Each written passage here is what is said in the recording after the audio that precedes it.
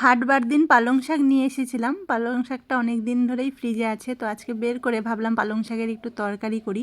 তো পালং শাকের তরকারিতে একটু বড়ি না দিলে কিন্তু ভালো লাগে না, তো বড়ি তো ছিল না, তাই মাথায় একটা বুদ্ধি চলে আসলো, বলি ডালের বড়া ভেজে দিলে কেমন হয়। তো আজকে একটু ডালকে বেটে বড়া ভেজে দিয়েছি তরকারিটাতে। গন্ধ তো খুব সুন্দর বেরিয়েছে, খেতে কেমন হবে জানি না। আর এরকম মানে পালং শাক এরকম মাখা মাখা তরকারি খেতে কিন্তু আমার খুব ভালো লাগে, তাতে একটু মটরশুঁটি দিলে আরও ভালো লাগে। তো সকালে কি কুয়াশা ছিল, আর দেখো দুপুরে কি তীক্ষ্ণ রোদ উঠেছে। তো আজকে ছিল বৃহস্পতিবার, অনেক কাজকর্ম ছিল, কাজের জায়গাটাও পরিষ্কার করেছি, আর আমি ঘরটাকে চেঞ্জ করেছি, তোমাদেরকে দেখানো হয়নি।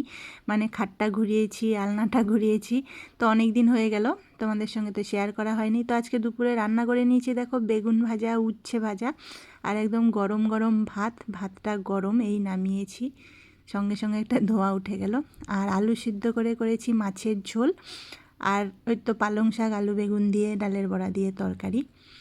তো ঘরটা ঘুরিয়েছি, কেমন হয়েছে সকলে জানিও। সেরকম বিশেষ কিছু জিনিস নেই ঘরে, তার মধ্যেই গুছিয়ে রাখতে চেষ্টা করি, হয়ে ওঠে না সবসময়। তো কাজটা অনেকটা করেছি, দেখো সকালে তোমাদেরকে দেখিয়েছিলাম কালারিং, ওই তো পাতাগুলো করে নিয়েছি।